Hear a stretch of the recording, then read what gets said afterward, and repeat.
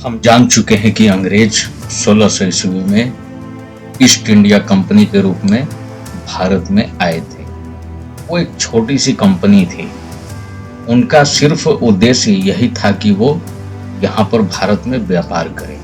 इसके लिए ब्रिटेन की महारानी एलिजाबेथ प्रथम की ओर से उन्हें चार्टर यानी कि इजाजतनामा दिया गया था ताकि वह भारत में कहीं भी व्यापार कर सके। इस चार्टर के तहत उन्हें विशेषाधिकार था।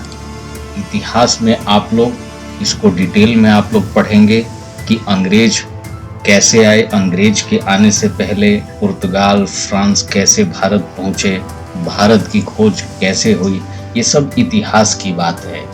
इतिहास में सब कुछ हम लोग डिटेल में देखेंगे, लेकिन यहाँ पर हम भारत के संविधान का ऐतिहासिक स्वरूप देख रहे हैं, उसका इतिहास, उसकी पृष्ठभूमि देख रहे हैं, तो अभी इतना ही जानना पर्याप्त है। ठीक है, बाकी इतिहास में पूरा डिटेल में पढ़ा जाएगा कि अंग्रेज यहाँ पे कैसे आए और किस उद्देश्य से आए थे। व्यापार के लिए, तो व्यापार में काली मिर्च, यहाँ की जो मसाला होता था वो यहाँ से सस्ते दाम में लेके जाते थे और यूरोप में बेचते थे। और जो चार्टर दिया जाता था महारानी की ओर से, यह इस बात का पुख्ता सबूत होता था चार्टर को लेकर के व्यापार करेगी तो वहां पर कोई दूसरी प्रतिद्वंदी कंपनी व्यापार नहीं कर सकती। कहने का मतलब यह है कि जब एक कंपनी एक क्षेत्र में व्यापार करेगी तो उसे ज्यादा मुनाफा होगा और 3-4 कंपनियां आ जाएगी तो बहुत कम मुनाफा होगा। तो इसीलिए ये चार्टर दिया जाता था और विशेष अधिकार मिल जाता था इस चार्टर के तहत, ताकि वह उस क्षेत्र विशेष में अपना व्यापार कर सके। तो उस समय कई कंपनियों में बहुत ज्यादा प्रतिद्वंदी होता था। तो वो सब इतिहास की बात है। तो हमें सिर्फ ऐतिहासिक रूप से जो भारतीय संविधान की नींव पड़ी, भारतीय संविधान कैसे बनाया गया, उसके हम थोड़ा सा बैक में यानी कि पीछे जाके हम लोग समझने का प्रयास कर रहे हैं कि हमारा भारतीय संविधान बना तो आखिर बना कैसे। तो इतना पर्याप्त है, बाकी हम लोग इतिहास में डिटेल में पढ़ेंगे। तो यह हम पहले ही जान चुके हैं कि 1600 ईस्वी में ईस्ट इंडिया कंपनी के रूप में अंग्रेजों का भारत में प्रवेश हुआ था और 1707 में औरंगजेब की मृत्यु के बाद कंपनी ने भारत में राजनीतिक शक्ति को प्राप्त करने का प्रयास किया। कहने का मतलब यह है कि जो नवाब होते थे, जैसे औरंगजेब थे और भी नवाब होते थे, तो ये क्या करते थे, कंपनी पर शुल्क लगाते थे। कोई भी उत्पाद बेचने के लिए तो उस पर शुल्क लगाया जाता था। इससे नवाब यानी कि जो राजा होते थे उन्हें राजस्व की प्राप्ति होती थी, लेकिन कंपनी के लोग इसके खिलाफ थे। उनका ये कहना था कि शुल्क को बंद कर दिया जाए क्योंकि इससे व्यापार में घाटा हो रहा है। तो कंपनी को अब ये समझ में आ गया था कि अगर वो राजनीतिक शक्ति अगर उनके हाथ में आ जाए तो शायद शुल्क देना नहीं पड़ेगा और इससे कंपनी को लाभ भी होगा। शायद इसीलिए कंपनी ने यानी कि अंग्रेजों ने भारत में राजनीतिक शक्ति प्राप्त करने के लिए कदम बढ़ाने शुरू कर दिए और वह सफल भी हो गए। 1757 ईस्वी में प्लासी की लड़ाई हुई जिसमें अंग्रेज जीत गए और इसके फलस्वरूप भारत में उनकी राजनीतिक शक्ति का मार्ग प्रशस्त हो गया। राजनीतिक शक्ति अब कंपनी के हाथ में चली गई। 1765 में कंपनी के पास बंगाल, बिहार और उड़ीसा की दीवानी अर्थात राजस्व और नागरिक न्याय पर अधिकार भी प्राप्त हो गई। यानी कि अब ये निर्णय भी लेने लगे। बहुत ज्यादा अत्याचार बढ़ गया, करप्शन बढ़ गया, वसूली बढ़ गया। तो आगे हम लोग देखेंगे कि कैसे कैसे ब्रिटेन की संसद ने नियम बनाना शुरू किया, क्योंकि इससे पहले तक तो नियम था नहीं। 1858 जब आता है तो सिपाही विद्रोह होता है, तो ब्रिटेन क्राउन भारत के शासन की जिम्मेदारी अपने हाथ में ले लेता है। तो ये भी हम लोग देखेंगे। तो हम लोग पहला देखते हैं रेगुलेटिंग एक्ट, यानी कि 1773 में जो पारित किया गया था रेगुलेटिंग एक्ट। ये पहला ऐसा कानून था जैसे वर्तमान में आज हमारे संविधान के तहत कई सारे कानून हैं, केंद्र सरकार के लिए अलग है, राज्य सरकार के लिए अलग है, हमारे मौलिक अधिकार के लिए अलग है, ठीक है, अलग अलग उसमें बात कही गई है। राष्ट्रपति के लिए अलग बात कही गई है, उनको शक्ति दी गई है कि राष्ट्रपति के पास क्या शक्ति होनी चाहिए, प्रधानमंत्री के पास क्या क्या शक्तियां हैं, ठीक है, जो बॉडीज है, निकाय है, वो कैसे काम करेगी।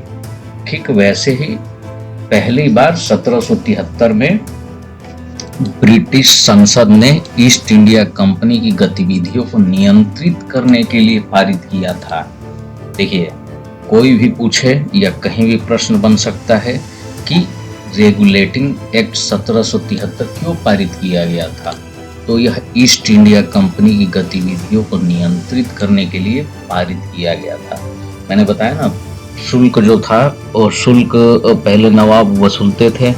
इससे कंपनी के लोग कहते थे कि बहुत ज़्यादा घाटा हो रहा है व्यापार में, वो शुल्क देना नहीं चाहते थे। इससे राजस्व पर फर्क पड़ता था नवाबों के, राजा के। तो दोनों में टकराव जाहिर है होना ही था।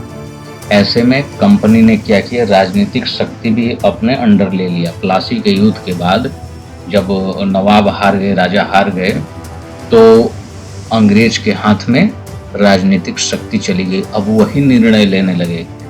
अब बचा ही कुछ बचा ही नहीं था, क्योंकि उन्हें ही निर्णय लेना है, तो शुल्क चाहे दे या ना दे, इससे कोई फर्क पड़ता ही नहीं। और बहुत ज्यादा अत्याचार बढ़ गया, करप्शन बढ़ गया। लेकिन जब ब्रिटिश संसद को ये पता चला, ब्रिटेन की महारानी को पता चला कि हमने चार्टर के तहत कंपनी को वहां भेजा है व्यापार करने के लिए, लेकिन वहां तो अत्याचार कर रहे हैं, ऐसे में पहला रेगुलेटिंग एक्ट 1773 पारित किया गया। तो ये ईस्ट इंडिया कंपनी की गतिविधियों को नियंत्रित करने के लिए पारित किया गया था। यह अधिनियम कंपनी के राजनीतिक कार्यों को मान्यता देने का पहला प्रयास था। इससे ब्रिटिश सरकार को इसकी निगरानी में आने का अधिकार मिला। इसी वजह से इस कानून को नियमन एक्ट भी कहते हैं। तो रेगुलेटिंग एक्ट क्यों पारित किया गया, ये हम समझ गए हैं। अब देखते हैं इसके प्रावधान के बारे में। रेगुलेटिंग एक्ट 1773, तो इस अधिनियम की कुछ विशेषताएं भी रही, मतलब क्या क्या इसमें प्रावधान किए गए। तो इस अधिनियम में भारत में कंपनी मामलों को नियमित करने का पहला प्रयास किया गया था। रेगुलेटिंग एक्ट 1773 के तहत कि कंपनी को क्या करना है, कंपनी को क्या नहीं करना है, कंपनी के लोगों को क्या करना है, क्या नहीं करना है, ये सब कुछ इसमें निर्धारित किया गया था। इस अधिनियम यानी कि जो एक्ट है, रेगुलेटिंग एक्ट 1773, इसने भारत में केंद्रीय प्रशासन की नींव रखी। देखिए, ये प्रश्न पूछा जा चुका है, सेंट्रल एडमिनिस्ट्रेशन, केंद्रीय प्रशासन की नींव रखी। इसके अलावा रेगुलेटिंग एक्ट 1773 में यह भी प्रावधान किया गया कि बंगाल के गवर्नर जो थे, उनको बंगाल का गवर्नर जनरल बना दिया गया। तो लॉर्ड वारेन हेस्टिंग्स जो थे, वो बंगाल के पहले गवर्नर जनरल बने। इसके अलावा बंगाल के गवर्नर जनरल की सहायता के लिए 4 सदस्यों की कार्यकारी परिषद भी बनाई गई। बंगाल के गवर्नर जनरल के अधीनस्थ मद्रास और बॉम्बे प्रेसिडेंसी के गवर्नर बनाए गए। ये रेगुलेटिंग एक्ट के तहत हुआ। इसके अलावा एक मुख्य न्यायाधीश और 3 अन्य न्यायाधीशों के साथ कलकत्ता में सर्वोच्च न्यायालय की स्थापना का भी प्रावधान किया गया। और सबसे बड़ी बात कि कंपनी के कर्मचारियों को किसी भी निजी व्यापार में शामिल होने और स्थानीय लोगों से रिश्वत लेने पर पूरी तरह रोक लगा दी गई। यह भी कहा गया इस एक्ट के तहत कि भारत में अपने राजस्व, नागरिक और सैन्य मामलों के बारे में कंपनी क्या करेगी, ब्रिटिश सरकार को रिपोर्ट देगी। मतलब ये पहला ऐसा एक्ट था जिसके तहत नियमित किया गया, कानून बनाया गया कि कंपनी पर कंट्रोल करने के लिए, कंपनी पर नियंत्रण करने के लिए ब्रिटिश संसद द्वारा।